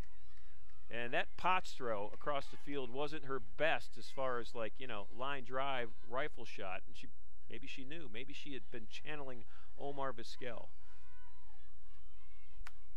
Look it up, Eddie. All the outs at first base on Omar ground balls were close, on purpose.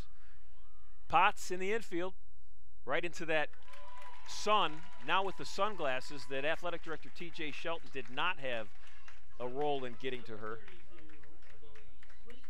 2 outs in the inning.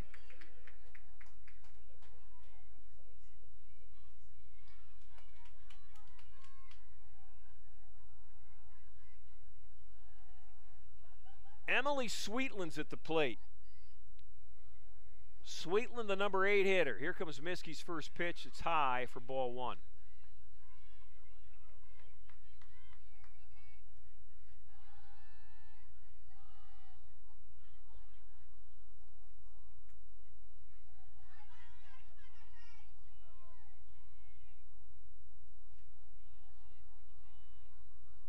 And that's, boy, I thought that was high, but that dropped down. That went from 12 o'clock to 6 o'clock. Straight down. I don't even know what that is. Otto, did you teach that pitch? Is that a class at Case Western Reserve University? 1 ball, 1 strike.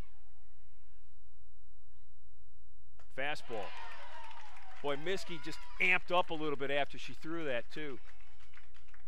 1 ball, 2 strikes. 2 outs here in the top of the 6th.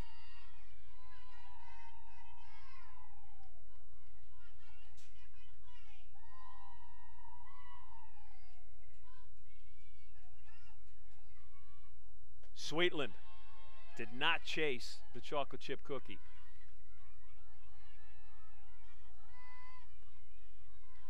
It wasn't soft enough, probably. Yeah, that was a crunchy chocolate chip cookie. Burnt on the edges. I don't like those either. Count's now full. Otto, do you dip your cookies?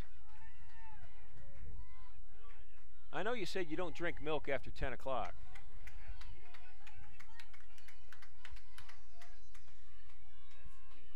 Full count, 2 outs. Here comes the pitch to Sweetland. And that's a pop-up that will not stay in play.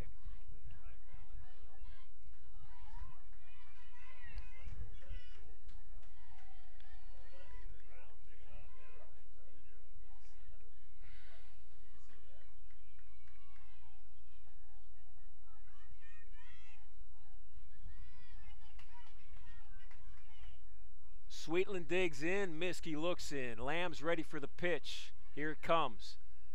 Pop up, this one will stay in play. Russo maybe. Great play! Bella Russo looking into the sun, wondering if she's going to get run into by the chain link fence.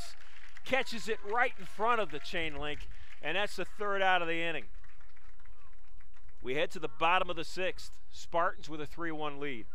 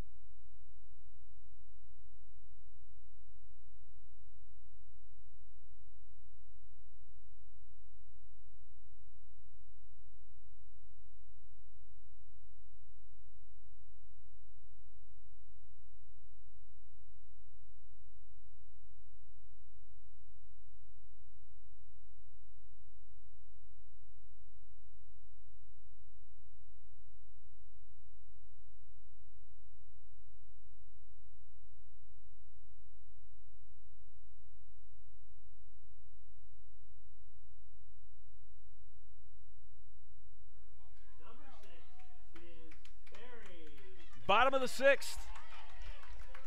Spartans up 3-1. Obviously would love to add a run. Biz Berry's going to lead it off.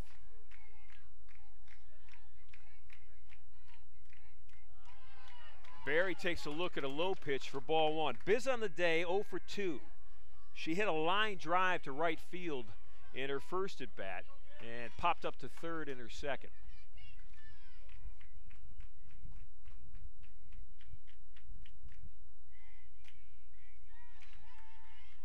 Biz has been great at 3rd base.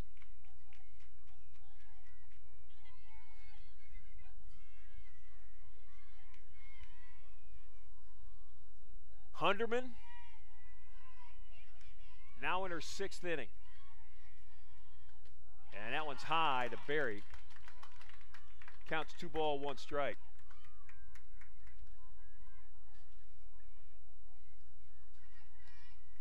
Hunderman came into this start today looking for her 17th win of the year.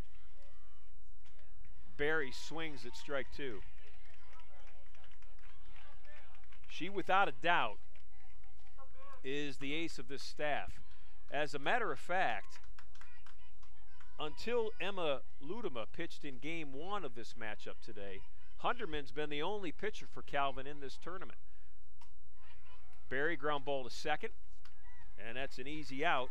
Sweetland over to Gist, and Berry's out 4-3.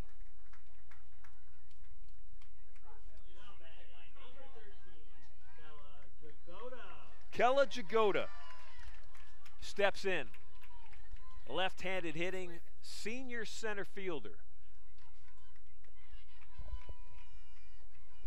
Jagoda struck out swinging and then was on a fielder's choice.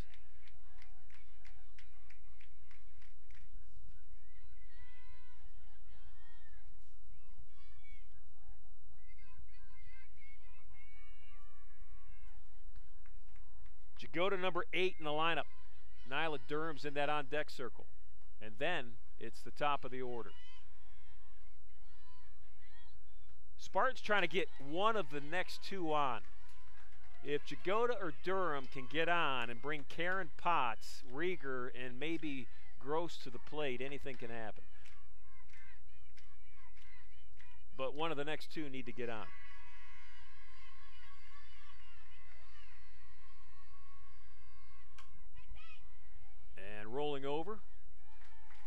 ground ball to second is Jagoda. So it's been an active inning for Sweetland. That brings Nyla Durham to the plate. Durham 0 for 2 in game 2 today. She had 2 hits in the first game. See if she can bring back some of that magic, keep this inning alive. First pitch from Hunderman is outside for ball 1.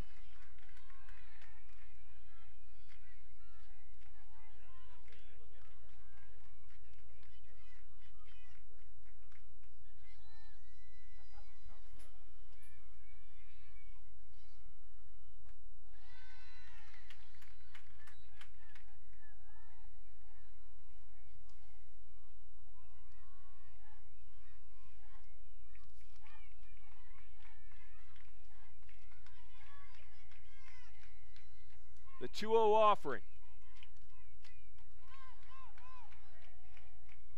And the count will go to 2-1. Nyla on the ear.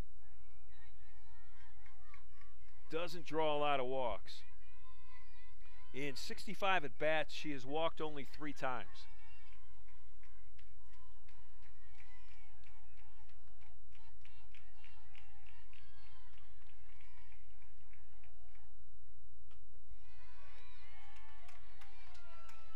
That is one Hunderman wanted. Didn't get. And Durham is up in the count, 3 balls and a strike. Hunderman does not want to walk Nyla Durham. She does not want to face, although she's been very successful against Karen Potts, I wouldn't want to face her. And the next pitch is off the plate. That's ball 4. So this is not the situation that Calvin was looking to have happen here in the bottom of the 6th. So Potts will come to the plate. Potts had a walk, scored a run in the first inning. Had a base hit to center in the 3rd and popped up in the 5th. The Vegas odds are, if Karen can lay off this first pitch, are what? 2-1? And we all just lost money in Las Vegas. Thank goodness it was TJ Shelton's money. TJ Shelton is like Daddy Warbucks. He just passes out money on campus. He's the most popular guy on campus for a reason. And Durham decides to come back to first base.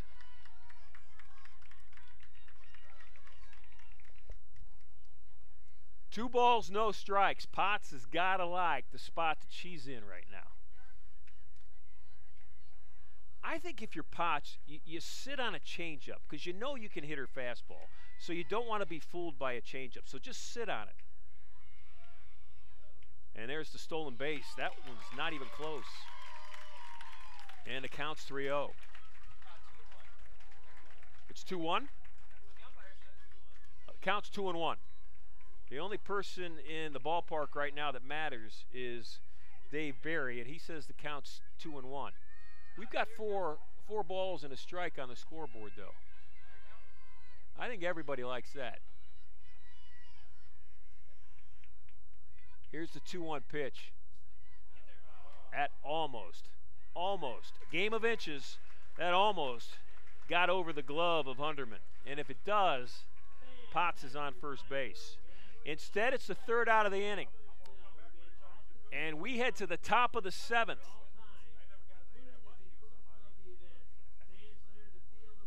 We head to the top of the 7th, and it's 3-1 Spartans.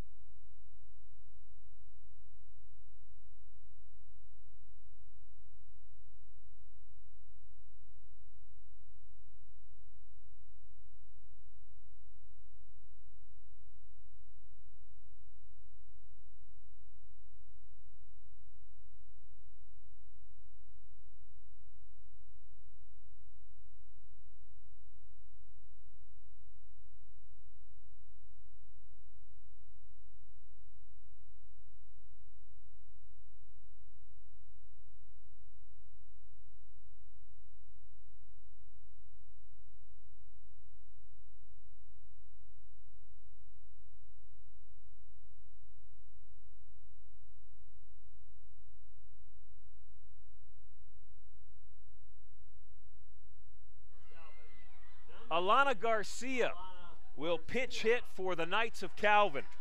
And Garcia will lead off the ever-important top of the 7th inning. So Garcia will hit for Steele, the number 9 hitter. She'll face Miskey. And it's strike 1. I say she'll face Miskey like Calvin's faced anybody else but Lexi Miskey.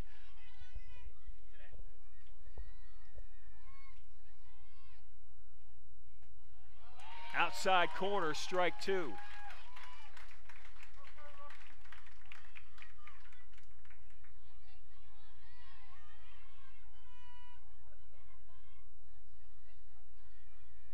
Miskey looks into the Lamb.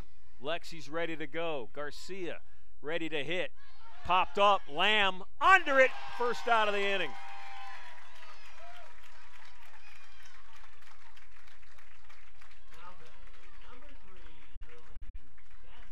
Top of the order for Calvin.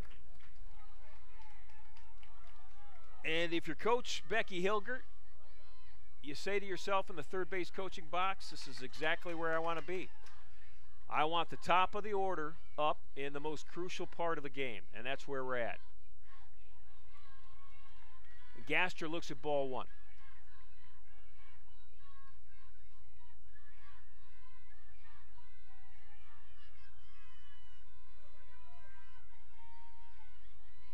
Miskey ready to go. Outside corner, strike 1. Gastra today walked in the first, hit by a pitch in the second, struck out swinging in the 5th.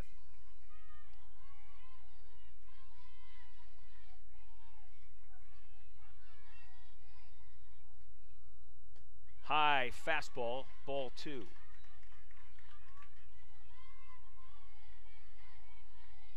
That outfield is at regular depth for Gaster, the leadoff hitter. Corners are pinched. Barry at third, Russo at first. The 2-1 offering, strike 2.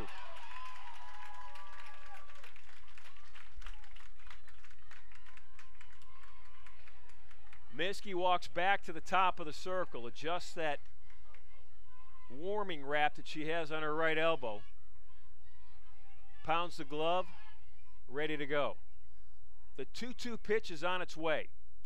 Ground ball, first base. Bella Russo, the sure-handed junior, and Case Western Reserve is 1 out away from a trip to the Sweet 16.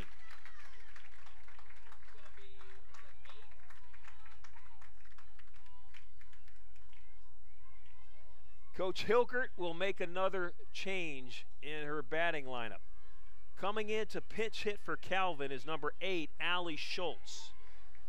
Now Schultz and Garcia, who was used earlier, have been used this entire weekend as pinch hitters. So this is nothing new to Schultz to come into a game in a key moment and be expected to get on base. Schultz will hit from the left side of the plate. There are 2 outs. The Spartan crowd starting to feel it. You can hear them standing and clapping. First pitch is fouled back. You can see the energy in Lexi Miskey right now. She is amped up. Miskey is that teammate that's always smiling. She is not smiling right now. One strike. Here comes the pitch. Strike 2. I mean, look at her. Look at Miskey right now. Bella Russo egging her on. No balls, 2 strikes. Miskey looks in. The pitch to send Case to the Sweet 16. And it's fouled off.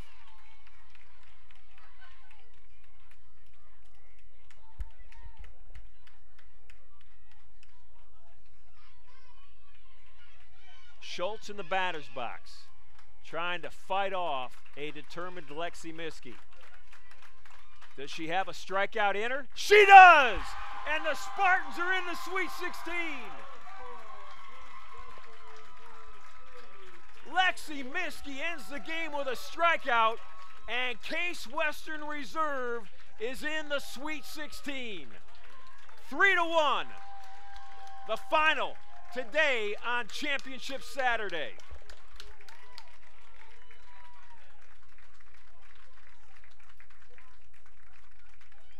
Wow.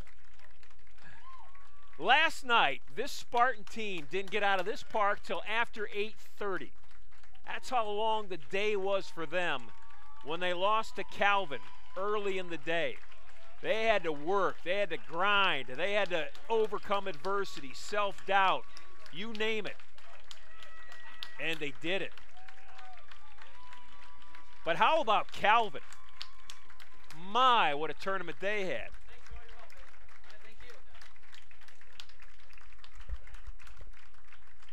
Spartans win 3-1. Both teams will remain on the field. This was the championship game. So this is the Cleveland Regional Champion and the Cleveland Regional runner-up. Spartans needed to win 2 today. They needed to knock off a very good Calvin team twice today to get to the Sweet 16, and they did it. 3-1 the final.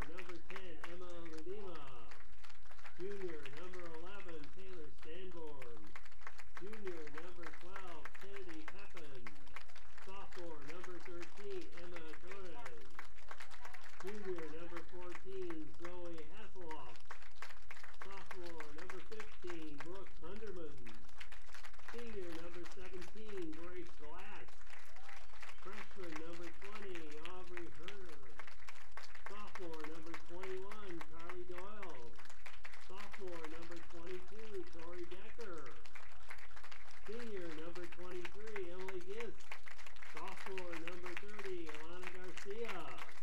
Freshman number 31, Maya Brickley. Freshman number 32, Emily Sweetland. Freshman number 33, Roan Stanford. And junior number 34, Emma Walker.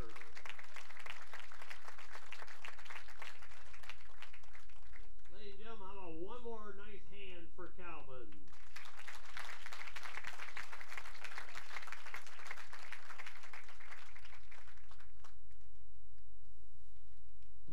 Please join me in congratulating Case Western Reserve for advancing the Super Regionals. Congratulations and best of luck to Case Western Reserve, and the fans can follow along at NCAA.com.